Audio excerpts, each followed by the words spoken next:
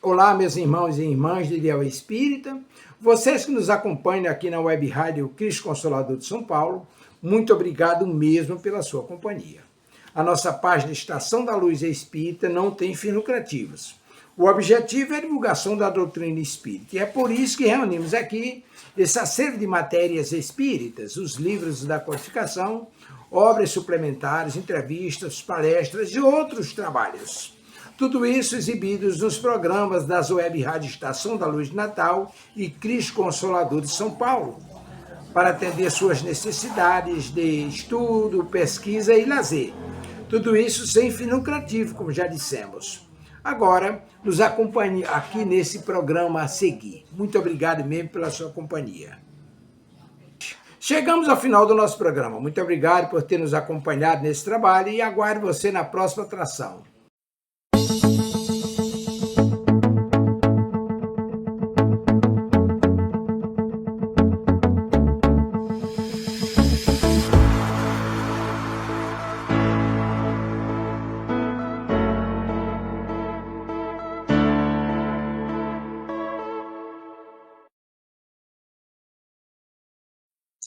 Boa tarde, sejam todos muito bem-vindos. Mais um programa da Web Rádio Cristo Consolador. A plataforma está doida, a tela para mim parece desse tamaninho, espero que esteja visível para vocês. Vou nem mexer nesse trem. Hoje é dia de História de Jesus por Amélia Rodrigues. Estamos no livro Trigo de Deus. História de hoje. Era um sábado. Mas para a gente começar bem, desculpas pela tosse que ainda está por aqui. Para a gente começar bem, vamos fazer a nossa prece. Louvado seja, Senhor, pela vida. Sabemos, Pai, que você trabalha até hoje, seu filho também. Então, nada mais certo do que a gente aprenda com os exemplos do Mestre, que não importa o dia, importa fazer o bem. Gratidão a Maria, mãe, amiga, confidente, conselheira, que nos envolve a todos. Gratidão a cada benfeitor espiritual que estende as mãos para nós, encarnados, desencarnados, não importa o dia, não importa a hora, importa sim socorrer, instruir, ajudar a evoluir. Gratidão a todos. E que todos nós, e que todos nós, encarnados e desencarnados, possamos estar em paz. Graças a Deus. Pergunta número 1, como você está se sentindo hoje? Pergunta número 2, ela, mesmo no frio, a água, está por aí? Uhum.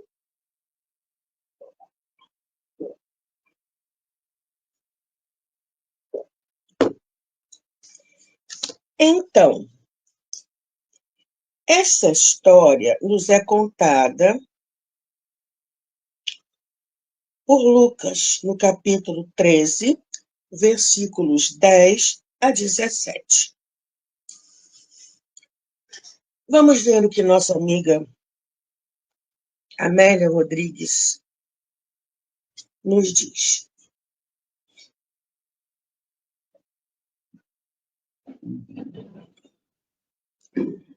A sinagoga, ao tempo de Jesus, como ainda hoje, possuía um papel preponderante na vida da comunidade hebreia.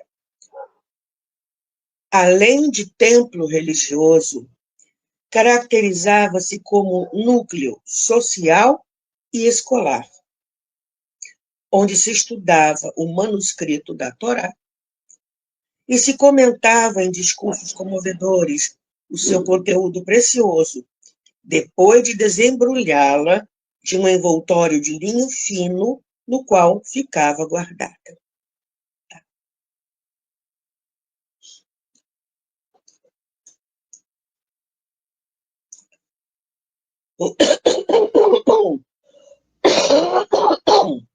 Perdão. O Hazan, Hazzan, funcionário do serviço que se encarregava de soprar com força o chifre de carneiro para anunciar o sábado, conduzia a Torá, que era tida como a fonte fértil de toda a sabedoria. As pessoas se distribuíam pelo recinto conforme os espaços, e as mulheres ficavam lá atrás, um espaço só para elas, não podiam abrir a boca.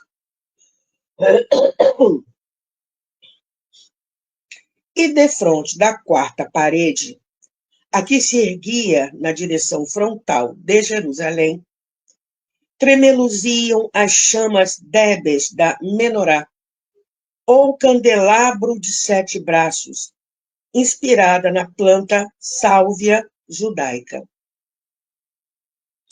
Então, isso é um símbolo judeu, que, infelizmente, companheiro de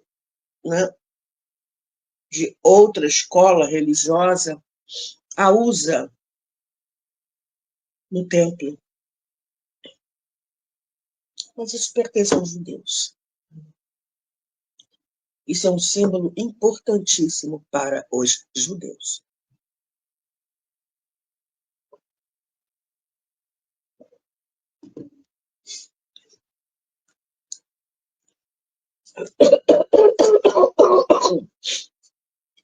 A Torá era copiada em folhas de pergaminho, costuradas umas às outras e enroladas em talas de madeira, chamadas árvores da vida. Lida em altas vozes por qualquer pessoa, constituía uma aventura para quem o fizesse. Era aberta a palavra, né? Para quem quisesse. Tá. Jesus teve ocasião de fazê-lo e interpretá-la sob a admiração geral, quando declarou, na primeira vez, que naquele dia se cumpria nele o que estava escrito. Escrito onde? Em Isaías.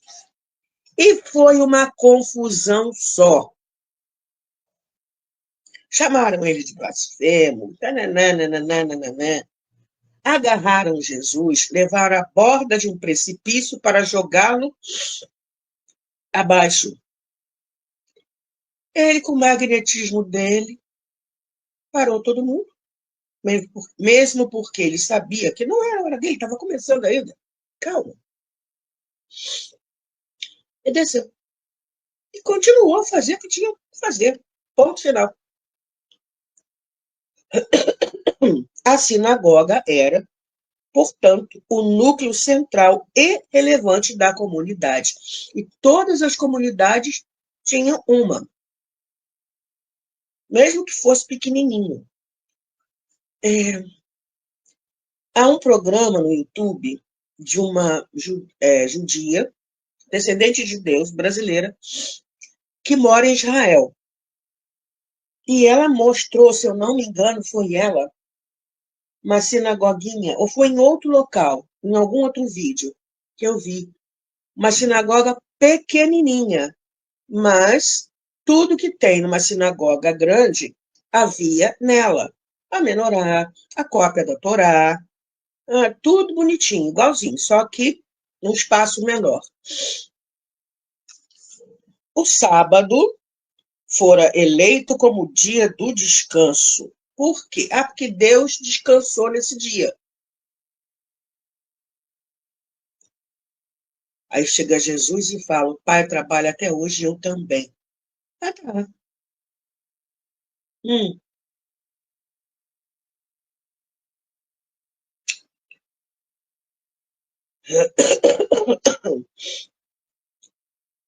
O sábado fora eleito como dia do descanso.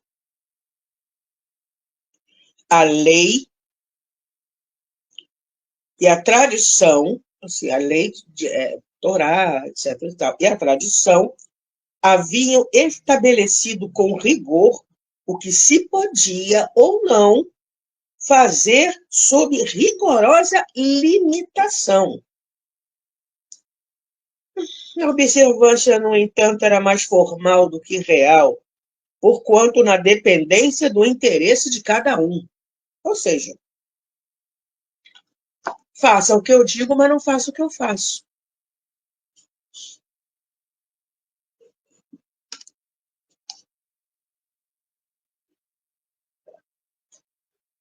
Não é à toa que Jesus falou para os fariseus: sepulcros caiados de branco por fora, porque eles usavam roupas limpíssimas, sabe?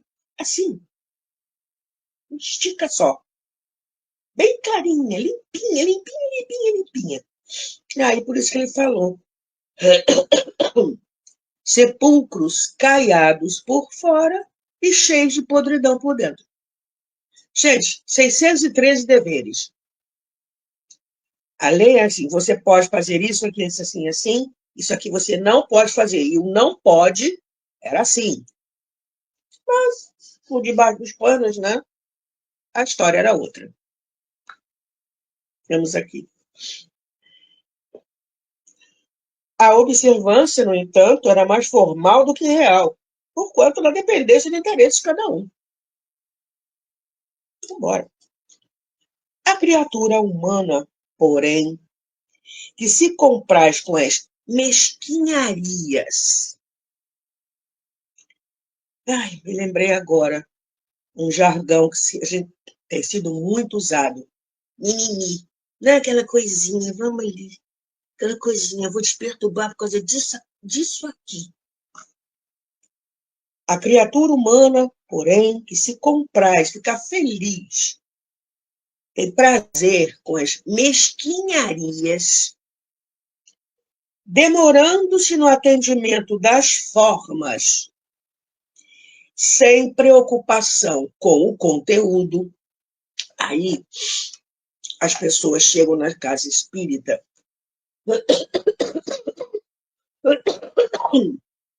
perdão, principalmente aquelas que estão às voltas com processo obsessivo. Que busque uma leitura edificante, que busque o Evangelho segundo o Espiritismo. A pessoa pega lá, olha. Pronto. Será que é isso? História real com Divaldo. Não foi Joana, foi outro espírito. Divaldo jovem ainda. Um espírito chegou para ele e recomendou que ele lesse o Livro dos Espíritos.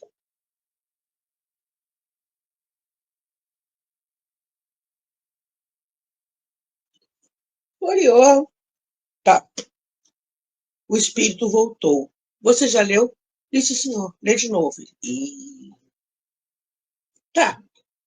Vamos dizer que demorou ainda um mês. Na base do lê uma página, pula duas, lê 3, pula 5. Acabou o livro, o espírito voltou. Você leu? Li, sim, senhor. Lê de novo. Esse cara tá de olho em mim. Tá. Aí ele resolveu levar mais tempo. Digamos aí uns 6 meses. O espírito voltou. Leu, li, sim, senhor. Lê de novo. E aí, ele demorou um ano, vamos dizer. Aí o espírito voltou. Você leu? Li, sim, senhor. Agora você vai estudar o Livro dos Espíritos, porque ele vai continuar na espiritualidade, porque nem em um século a humanidade estará preparada para entender esse livro. Dona Ivone Pereira estudava em um ano todas as obras básicas. No ano seguinte, tudo de novo.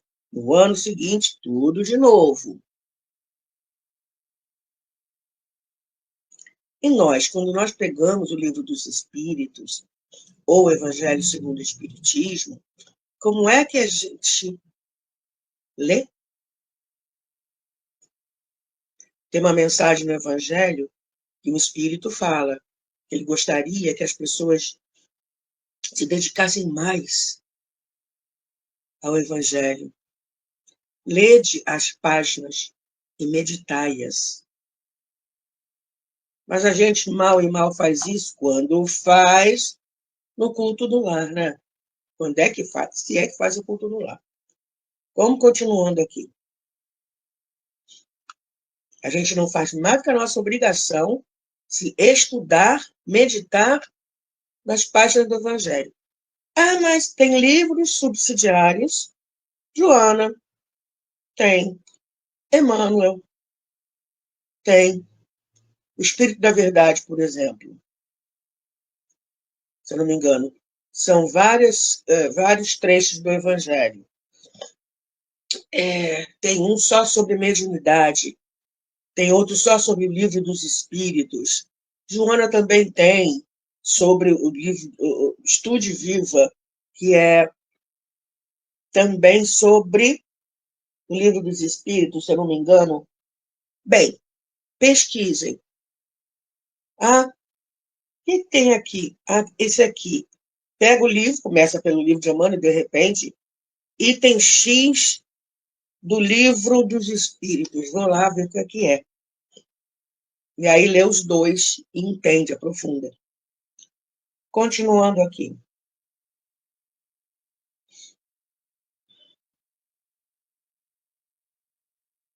Então, a criatura humana, porém, que se compraz, tem prazer com as mesquinharias, demorando-se no atendimento das formas, sem preocupação com o conteúdo, estabelecera quanto se podia caminhar no sábado, o volume e o peso a carregar, qual o serviço a executar. Minudente, ou seja, pegaria tudo que é pequenininho, né? No estabelecer preceitos,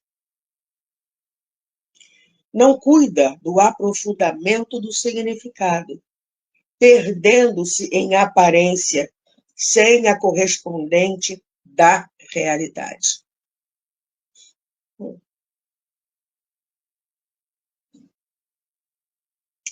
Era o dia dedicado ao formalismo, ao descanso, à ociosidade, também à religião. Tá. Entendemos como era o sábado e como as pessoas se comportavam aos sábados. Creio eu que se comportam. Existe uma data festiva entre os judeus que eles só podem acender as luzes, acho que é em recordação ao tempo que eles passaram, que os ancestrais passaram, ou eles mesmos, não é? Passaram no deserto. E aí, hoje em dia, já está assim. Automaticamente a luz acende a tantas horas, já se deixa tudo preparado, a comida que vai se comer no refrigerador, as coisas modernas, né? Adaptando a tradição, juntando tradição e modernidade para continuar vivendo dentro dos preceitos religiosos deles. Ok. E aí vamos, já que era um sábado, o que aconteceu? Em um sábado, Jesus ensinava na sinagoga. Ele podia. Desde cedo, os jovens se adestravam na leitura e na interpretação dos textos sagrados. E ele já se revelara mais de uma vez portador da excelente virtude do discurso. Ele sabia, não, óbvio, né? Jesus. Nesse dia, porém, lá estava também uma mulher possessa, ou seja, obsidiada, que o espírito tornara enferma havia 18 anos. Andava curvada e não podia endireitar-se. Mas como é que um espírito desse naipe consegue fazer isso? Gente, através do acesso ao perispírito da pessoa, do encarnado. Ele vai no sentido contrário, ou seja, nós somos espírito, corpo físico, ou espírito, perispírito e corpo físico. Só que o perispírito se irradia, certo? Certo. Então, o espírito obsessor vai na direção contrária. Vai via perispírito, chegando no corpo físico e podendo ir até o cérebro. E no caso dessa mulher, controlou a coluna, controlou os movimentos corporais. Tá. Dona Amélia, porque quando eu falo também Maria Dolores, aí eu confundo as duas. Dona Amélia nos lembra o seguinte: a interferência das entidades perversas na vida humana é de grande intensidade. Doenças físicas, emocionais, psíquicas multiplicam-se, afligindo multidões que teimam por ignorar-lhes a gênese obsessiva, de natureza espiritual atormentadora. Não se interrompendo a vida ante o fenômeno da morte, o intercâmbio mental prossegue natural, mediante sintonia e afinidade entre os seres, a dupla dinâmica. Sintonia e afinidade. Vamos recordar o significado delas.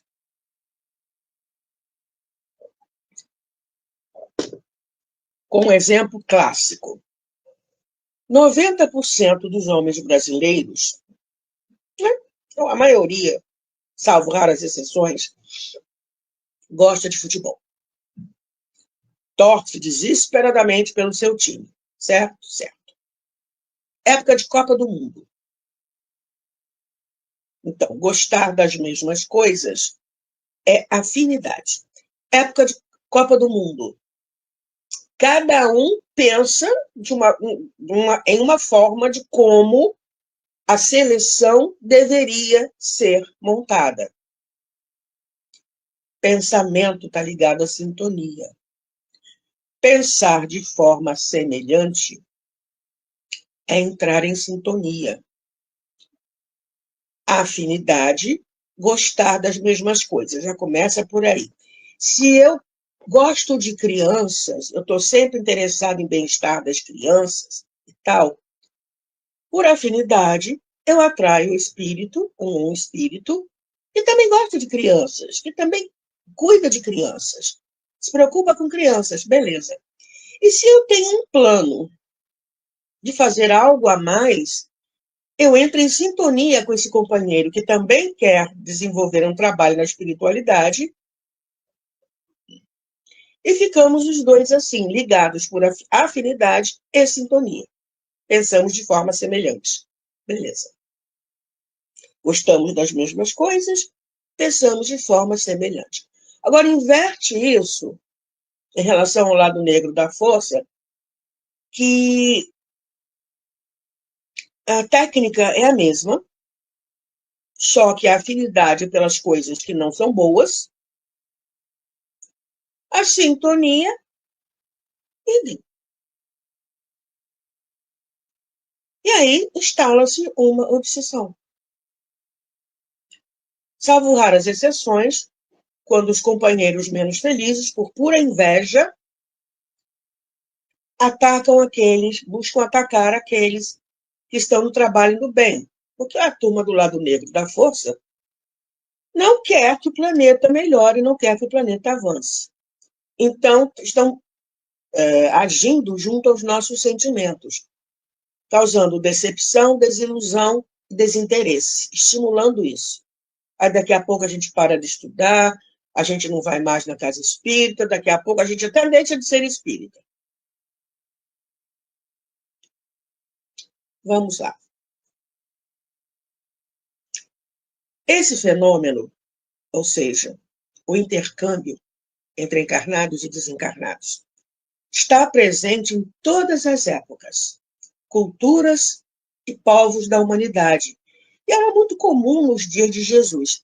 Havia um rei, e olha que naquela época ele nem existia o tal do Therian, né? Que é a psicose, psicólogo e psicólogo dando mole. Já vi uma psicóloga falando assim, você é psicótico, você é psicose, tem que tratar. E parente que apoia e faz o que o outro quer, tem que tratar os dois. Sem contar que o lado negro da força deve estar por detrás também, não é? Pois é, aqui. Teve um rei, acho que andava feito um animal. Nabucodonosor? Não lembro agora. Meu computador pifou, senão teria pesquisado melhor isso aqui.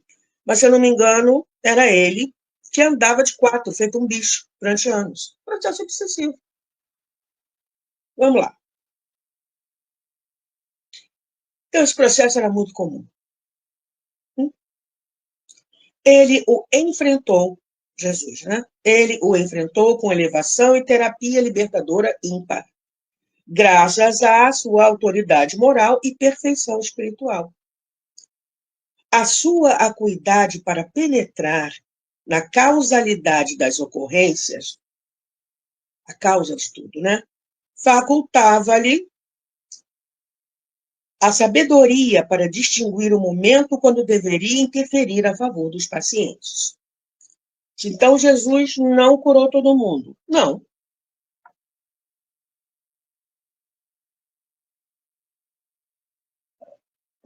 Ele não curou todo mundo. E aqueles que ele curava, ele avisava, vai e não tornes a pecar, ou seja, para de fazer besteira, né? Para que não te aconteça coisa pior. Pior? Sim. Na outra encarnação, imagina como é que a criatura ia voltar. Ele deu chance. Estou te dando uma chance aqui. Toma tenência, age direito, pensa direitinho. Pois é.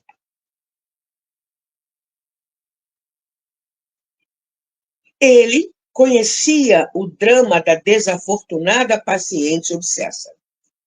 Vendo-a, chamou-a e disse-lhe, mulher, estás livre da tua enfermidade, impondo-lhes as mãos. Mulher era um termo carinhoso, tá? Mulher, estás livre da tua enfermidade, impondo-lhe as mãos. O momento foi grandioso, impactante. O inesperado a todos colheu de surpresa. A enferma endireitou-se e pôs-se a dar glória a Deus. O sol da saúde penetra as sombras do sofrimento e logo reina a alegria na paisagem, antes triste. A libertação rompe as algemas e o escravo exulta. A autoridade afasta o delinquente, facultando o equilíbrio da sua vítima. O amor sobrepõe-se ao ódio e alivia as aflições. Jesus é o poder, com P maiúsculo, que vem de Deus. E o mundo é-lhe o grande cenário para a realização, até hoje e até o final dos tempos. Fonte da vida, ele é a vida, com V maiúsculo, plena, que toma e deixa o corpo quando lhe apraz. Conhecendo a origem, interpreta os fenômenos e altera-lhes a rota. A verdade e o bem sempre defrontam opositores. Os invejosos, os pigmeus, os homens sombra, vazios de realização interior, doentes da alma. Interessante isso aqui, hein? A verdade e o bem sempre defrontam opositores. Os invejosos, os pigmeus, os homens sombra, vazios de realização interior, doentes da alma. Ante a estupefação geral, o chefe da sinagoga, indignado por ver que Jesus fazia curas ao sábado, disse à multidão, 6 dias há durante os quais se deve trabalhar. Vinde, pois, nesses dias, para serdes curados, não é sábado. Ah, meu Pai é eterno. Se podemos complicar, para que simplificar?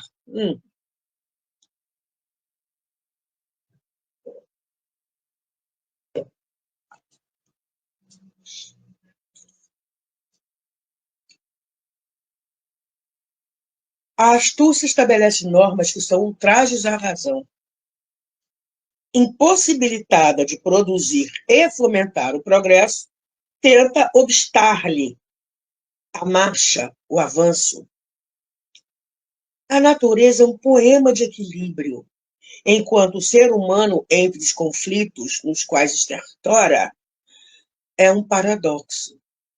Não segue o fluxo do amor, que ainda primário nos sentimentos, é egocêntrico nas aspirações. Corroído pelas mazelas, combate o que não tem condições de realizar e maldiz aquilo de bom que o afeta negativamente. Ah, que ótimo, não? Jesus, no entanto, conhecia o homem profundo na sua realidade, seus limites. Fita, então, apiedado, com piedade, o infeliz e educa-o com severidade. De vez em quando Jesus puxava a orelha assim. Mas nada de derrubar mesa e centro, sair chicoteando, nada disso. Ele chegou em um, deu uma senhora bronca, e logo aquilo foi um rastilho de pólvora. Todos os outros, né, camelôs, eram camelôs, dentro do templo, ouviram que ali se vendia de tudo e mais um pouco. E até os sacerdotes emprestavam dinheiro a juros, eram agiotas dentro do templo. Pois é. Então, Jesus educa-o com severidade. Nunca se deve deixar espaço bom aberto aos maus. A técnica de correção é conforme o deslize. A terapia de acordo com a enfermidade. Hipócritas, enuncia com rigor e serenidade. A palavra vigorosa é um relho, chicote, que açoita e adverte, para logo prosseguir com a lógica de bronze. Não solta cada um de vós ao sábado o seu boi ou o seu jumento da manjedoura e o leva a beber? Os egoístas justificam seus atos. Quando em jogo seus interesses, tudo é factível e legal.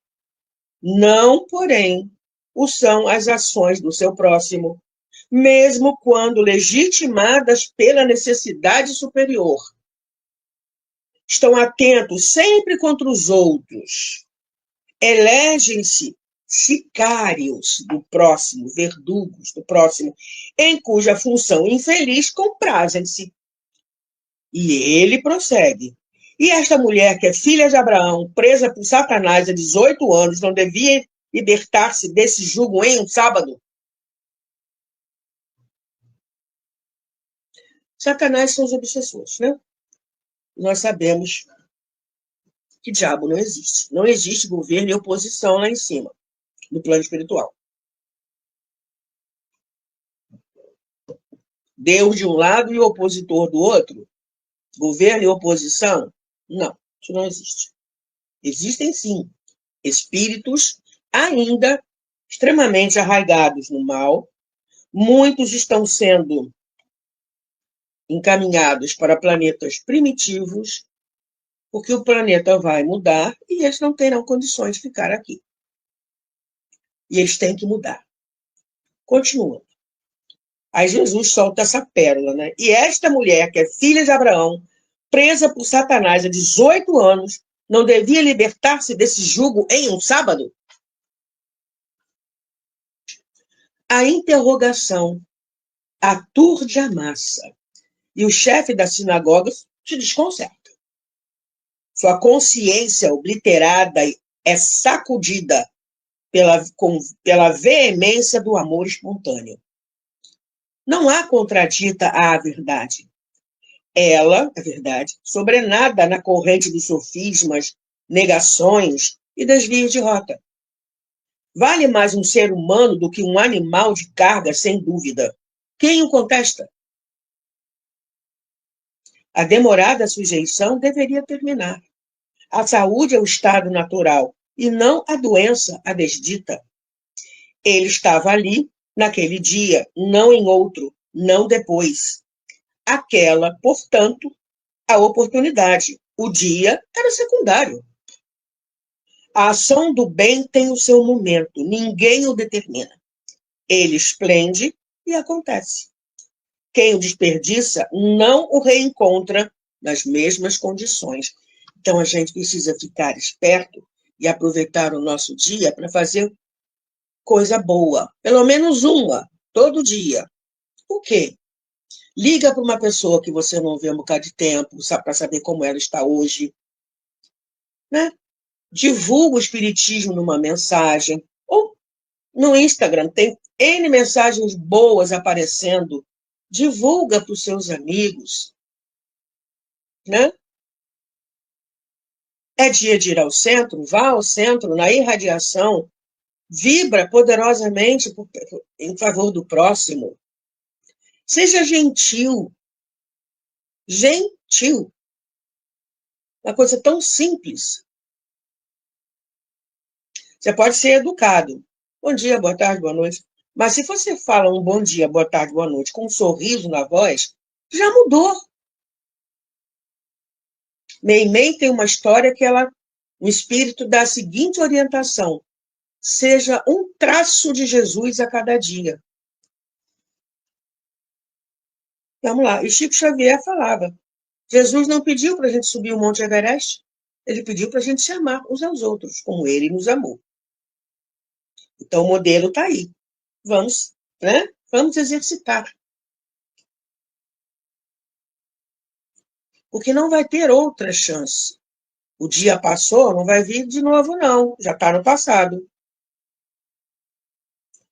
18 anos sob a ação do satânico obsessor constituíam purgação santificadora suficiente para o resgate que terminava.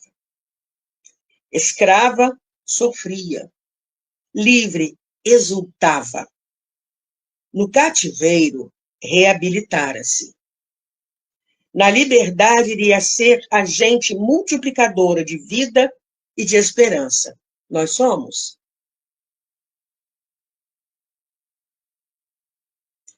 Ah, mas eu não posso fazer nada. Então, Chico Xavier, velhinho já, achando que estava na hora de ir de arrasta para cima.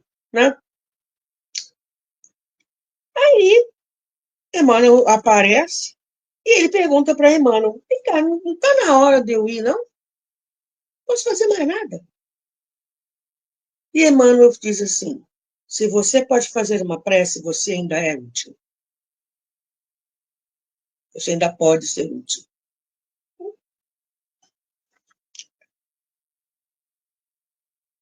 Então, em relação à mulher, a hora soara-lhe propícia, quisessem ou não os indiferentes. Ela estava curada, o que realmente era importante. O resto, quisessem ou não, ela estava curada, acabou. Ninguém que detenha a vitória da luz.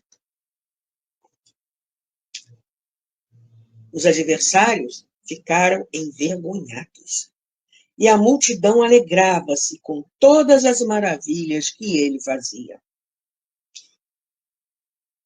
E Dona Amélia Rodrigues, caminhando para o final das histórias de hoje, traça o seguinte raciocínio: Jesus é a porta de libertação que auspicia ventura. Naquele sábado dedicado ao repouso, estuaram o amor, a saúde, a liberdade, a vida.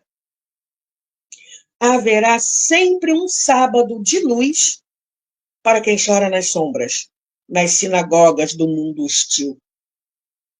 Carregando aflições e vergado sob injunções penosas, debatendo-se nas garras das obsessões pertinazes, a criatura busca Jesus, mesmo sem o saber, até o momento de encontrá-lo.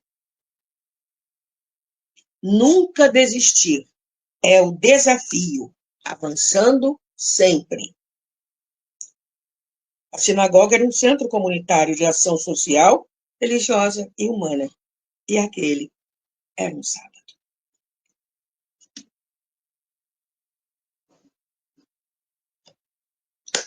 Vamos fazer a nossa prece. Gratidão, Mestre.